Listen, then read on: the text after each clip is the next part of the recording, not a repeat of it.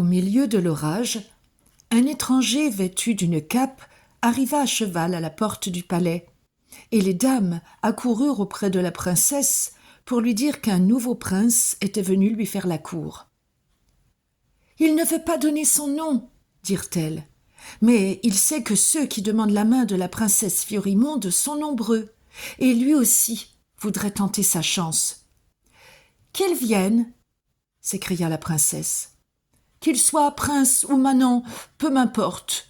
Si les princes s'enfuient tous, je ferais peut-être mieux d'épouser un paysan. » Aussi menèrent-elles le nouveau venu dans la pièce où se tenait Fiorimonde. Il était enveloppé d'une lourde cape qu'il rejeta en entrant, montrant ainsi la richesse des soieries qu'il portait en dessous. Il était si bien déguisé que Fiorimonde ne reconnut pas Gervais, qu'elle observa comme si elle ne l'avait jamais vu.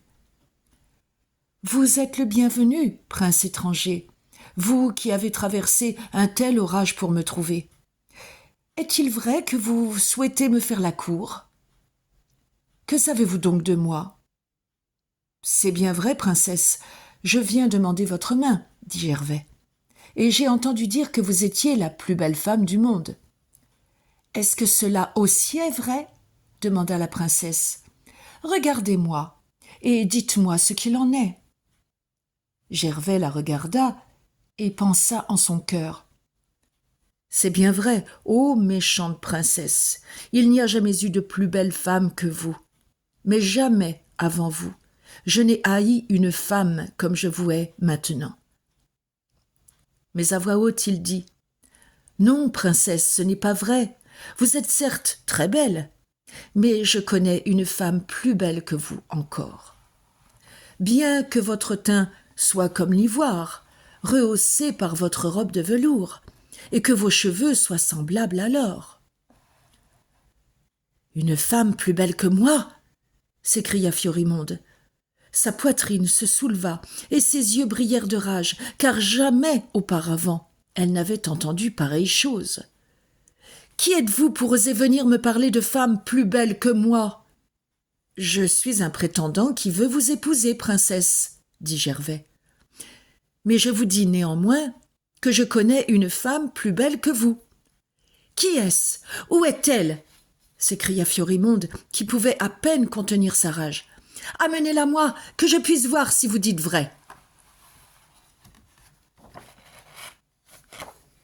Que m'offrez-vous pour que je vous l'amène ? » dit Gervais. « Donnez-moi ce collier que vous portez autour du cou, et je la fais venir sur le champ. » Mais Fiorimonde secoua la tête. « Vous voulez la seule chose dont je ne puisse me séparer ?» Et elle demanda à ses courtisanes de lui apporter sa boîte à bijoux. Elle en sortit des diamants, des rubis, des perles. Elle les offrit tous à Gervais. Un éclair les fit briller et étinceler, mais il secoua la tête. « Rien de cela n'ira. Vous pourrez l'avoir pour le collier, mais pour rien d'autre. »« Prenez-le vous-même !» s'écria Fiorimonde, à présent si furieuse qu'elle cherchait seulement à se débarrasser de lui. « Impossible, madame. Je ne suis pas une femme de chambre et ne saurais comment le décrocher et l'accrocher. » Et en dépit de tout ce que pouvait dire Fiorimonde, il refusa de toucher à la chaîne magique. Cette nuit-là, l'orage enfla et devint plus terrible encore. Mais cela ne dérangeait pas la princesse. Elle attendit que tout le monde soit endormi, puis ouvrit sa fenêtre et gazouilla doucement pour appeler le petit oiseau brun qui descendit du toit. Elle lui donna une poignée de graines, et il grandit, jusqu'à avoir la taille d'une autruche. Elle s'assit sur son dos et s'envola dans les airs, riant du tonnerre qui tonnait et des éclairs qui crépitaient autour d'elle. Ils volèrent longtemps et parvinrent à l'antre de la sorcière. Là, ils la trouvèrent assise devant sa porte, en train d'attraper les éclairs pour en faire des sortilèges. « Bienvenue, ma chère !» croissa-t-elle alors que Fiorimonde descendait de son oiseau. « Voilà une nuit comme nous les aimons toutes deux. Comment se porte ton collier ? Très bien, je vois, 12 perles déjà.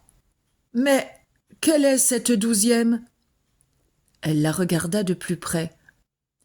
C'est ce que je voudrais savoir, dit Fiorimonde en séchant ses cheveux dorés.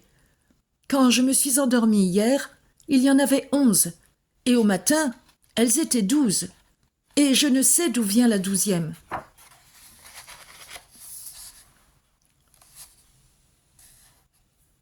Ce n'est pas d'un prétendant, mais d'une jeune femme qu'est faite cette perle, dit la sorcière. Mais que t'importe-t-il ? Elle est bien belle auprès des autres. Une jeune fille, dit la princesse. Alors, c'est sûrement Cicely ou Mirabelle ou Yolande qui a essayé de me dérober mon collier pendant que je dormais.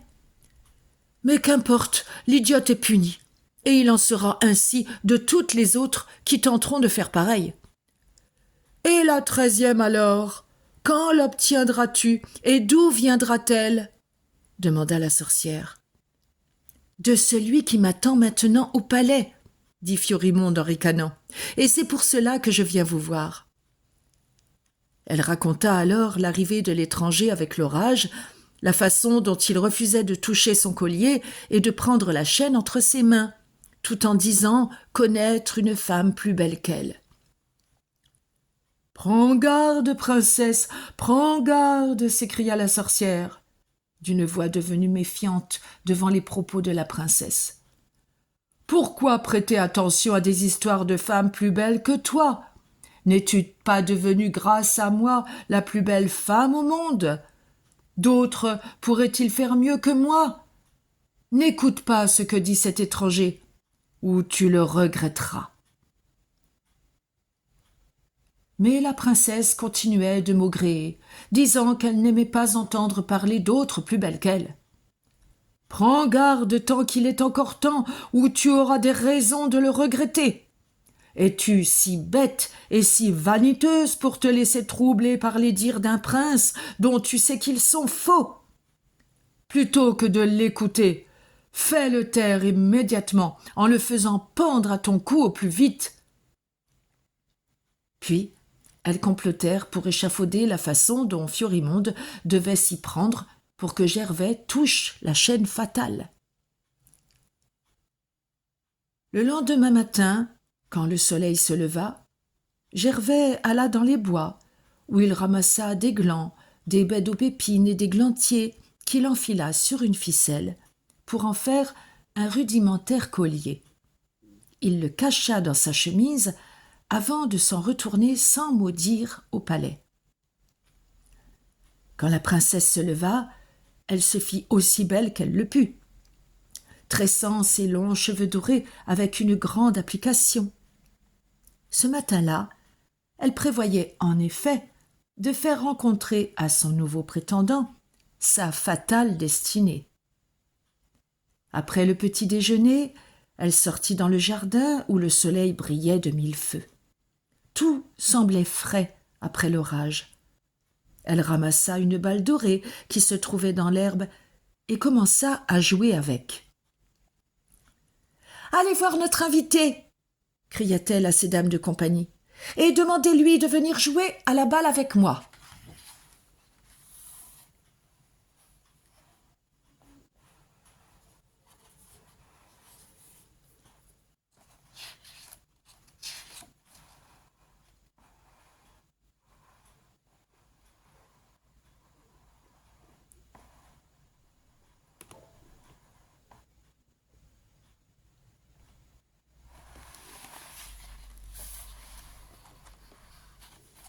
Celles-ci s'enfurent et revinrent rapidement en compagnie de Gervais. « Bonjour, prince !» s'écria-t-elle. « Je vous en prie, venez tenter votre chance à ce jeu. » Puis elle dit à ses dames. « Ne restez pas ici à nous regarder, mais allez vaquer à vos occupations. » Elles repartirent alors, laissant la princesse seule avec Gervais. « Alors, prince, que pensez-vous de moi au grand jour ? » Hier, quand vous êtes venu, il faisait sombre. Il y avait de l'orage et du tonnerre, et vous avez à peine vu mon visage. Mais maintenant que le soleil brille, regardez-moi bien de nouveau et dites-moi si vous ne me trouvez pas la plus belle femme au monde. » Et elle lui sourit. Elle était si belle lorsqu'elle parlait qu'il peinait à trouver les mots pour lui répondre. Mais il se souvint de Yolande et dit « Vous êtes indéniablement très belle. Aussi, pourquoi cela vous dérange-t-il lorsque je vous dis que je connais une femme plus belle que vous ?» À ces mots, la princesse sentit de nouveau sa colère monter. Mais, se rappelant les mots de la sorcière, elle répliqua « Si vous pensez qu'il existe au monde une femme plus belle que moi, regardez les perles de mon collier, et alors, dites-moi, en les observant à la lumière du soleil, si vous avez jamais vu auparavant un bijou comme celui-ci. Il est vrai que je n'ai jamais vu jusqu'ici de perles comme les vôtres, mais j'ai là un collier qui me plaît beaucoup plus. » Et il tira de sa chemise le collier de glands et de baies qu'il avait fabriqué.